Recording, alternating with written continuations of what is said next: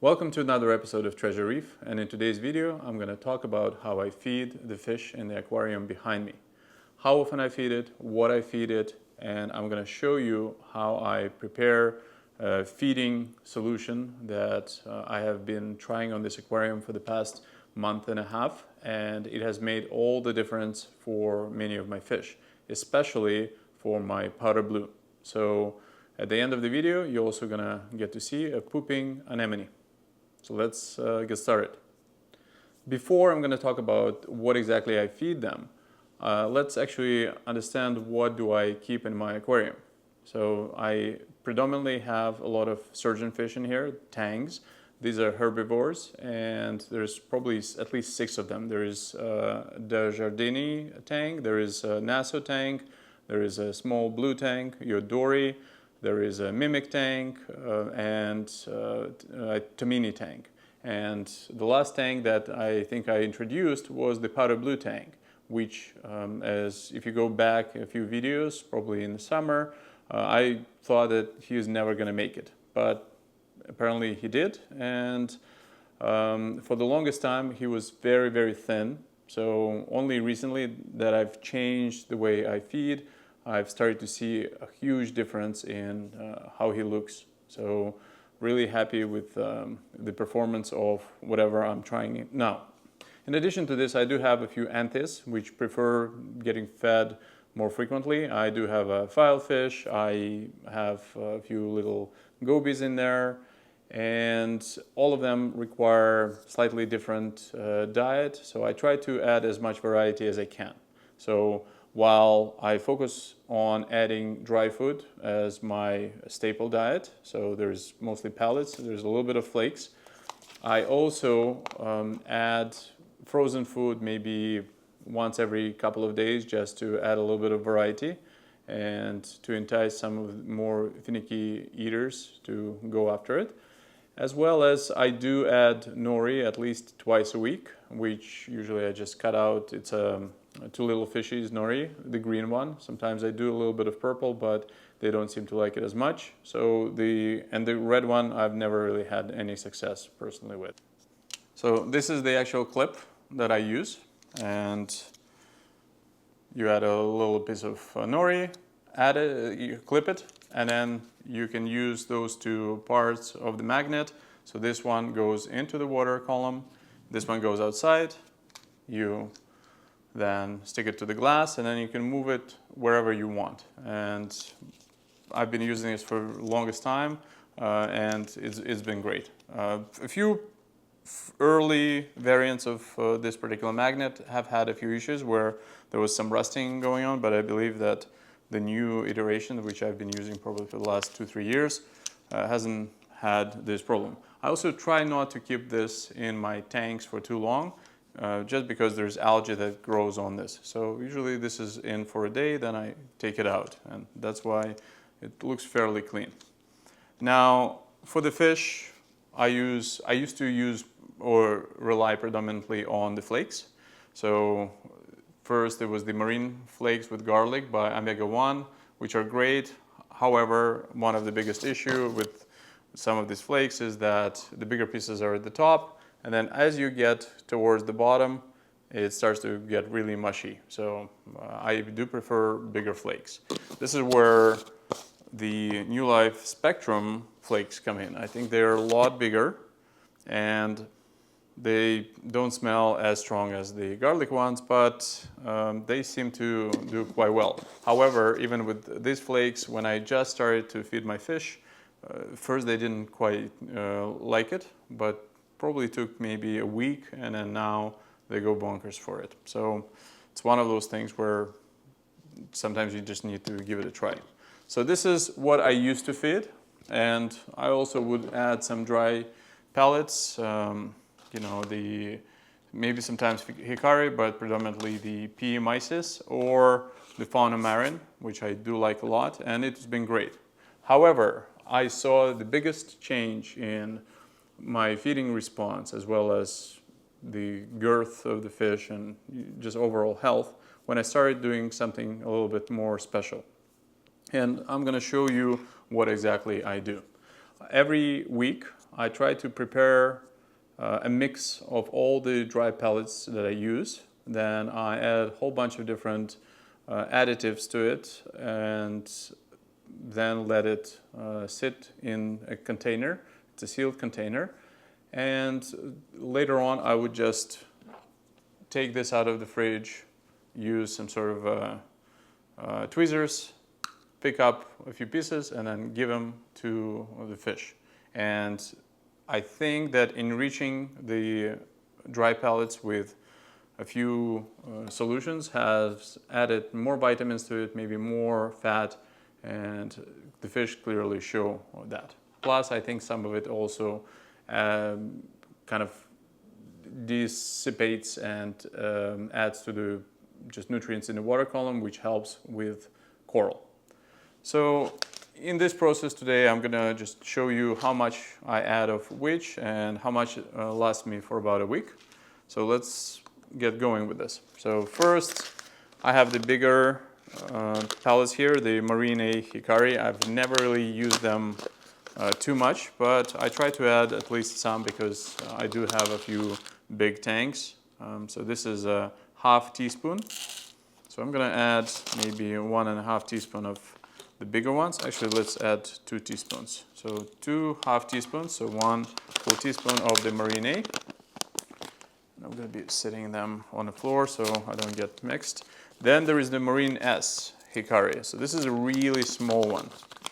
And again, this is something I'm probably just gonna add about 1 teaspoon of Marine S. I think I'm now down on this. I don't have any more, so I'm gonna probably buy or find some other small, tiny pellets.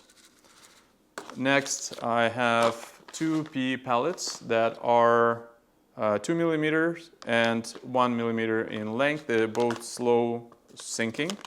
So I'm gonna add just about 1 teaspoon of the small ones, maybe a little bit more. There we go. And then I'm gonna add another teaspoon of the 2 millimeter ones. These ones I prefer the most because I think they're the size where the tanks are not gonna miss it. So this one I'm also adding about 2 teaspoons. Now here I'm gonna just take a quick break and mention that the person that has taught me this is my good friend Felix.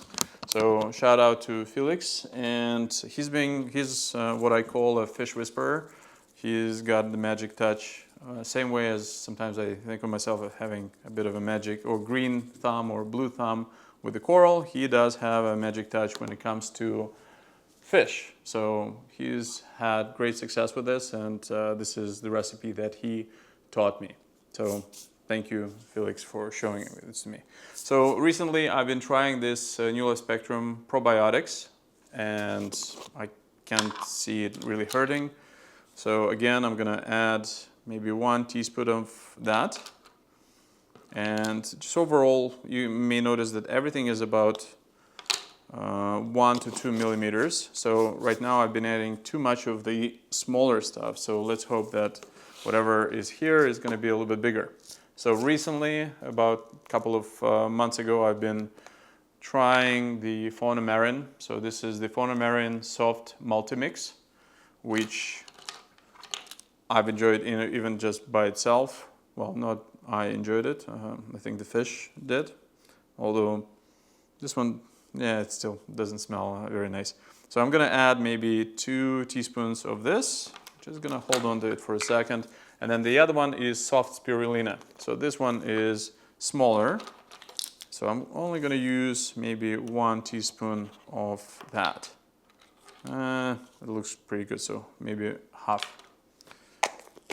of a teaspoon.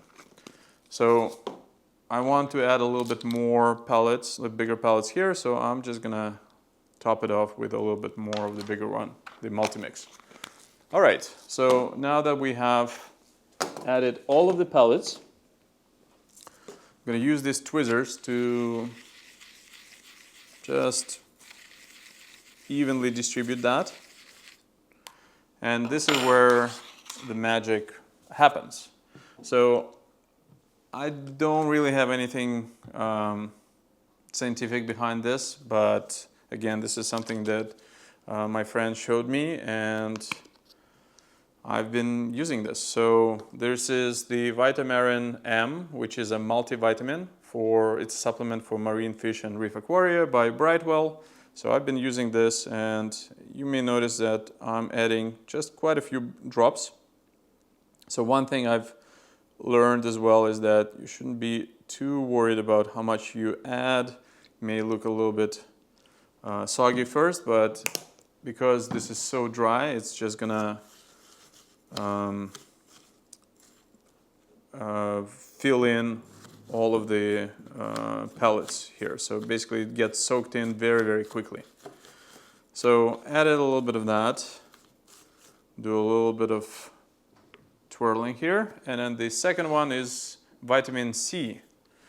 Again, it's supposed to be good for you, so it's good for humans, so maybe it's not too bad for the fish. So you may see I've done quite a few drops here, so maybe 15 drops each. So I'm going to put it down, so those two guys.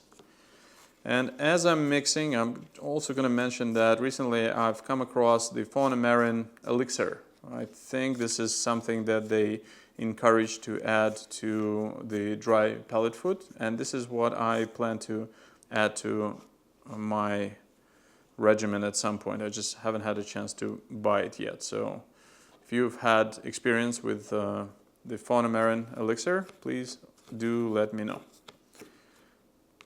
So add this. Starts to get a little bit sticky now. Now, fauna marin essence, the garlic essence.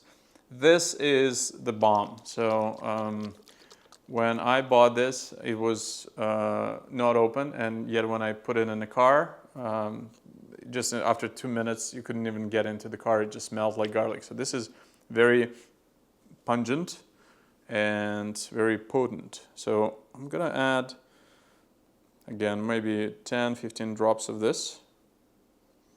Again, not scientific. I know that there's a controversy, like it hasn't really been proved. Everything is anecdotal when it comes to use of garlic in fish food with fish and ick and all that stuff, but a lot of people use it, and I'm just following what other people do. So so far it's been working for me, and like I said, the Powder Blue Tang that I have looked super skinny. Maybe he looked like he had a parasite of some sort, and after I started doing this, he seems to do a lot better.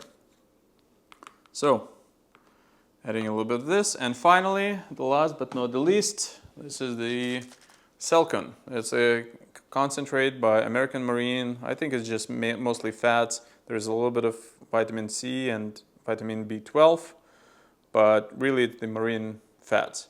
So I think it's should be similar to elixir. That's what I think. So I'm gonna add maybe about 1 ml of it, maybe a little bit more. So just like that. So adding some fat, and we are done. So I'm gonna mix it a little bit more, then I'm going to close it and put it in the fridge.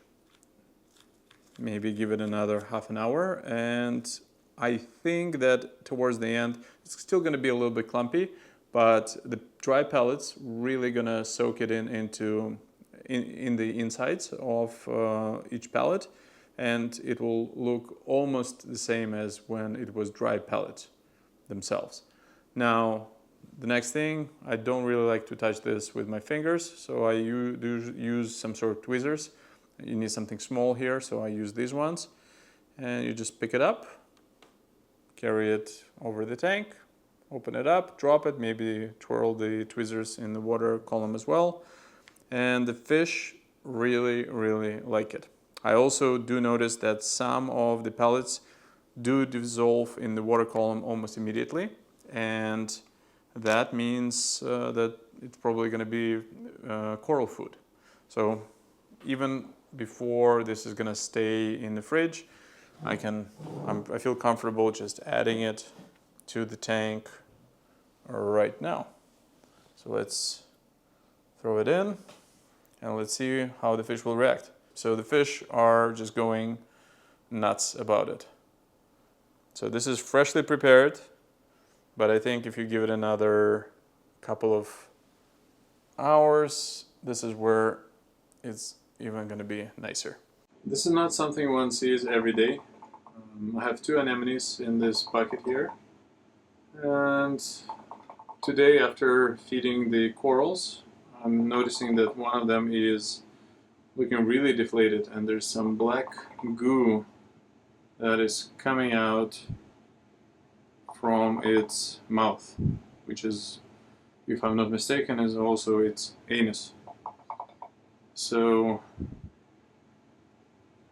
let's just admire this little beauty. It was totally fine, and throughout the day, but right now it's clearly inflated or deflated.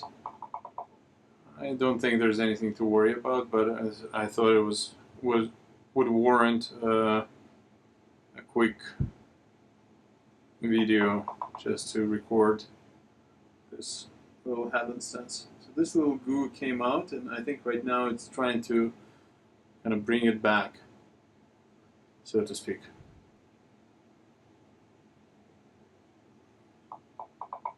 Any thoughts on what this might be? I hope you have enjoyed today's video, and if you have any comments about my feeding regimen, as well as maybe think that I can improve it even further, please let me know. In a few of my future videos, I'm going to talk about my coral feeding schedule, and if you are interested in any other topics, please write in the comments below. I will add them to the list of topics for my weekly Sunday videos on YouTube. And finally, please subscribe and like this video if you enjoy this content.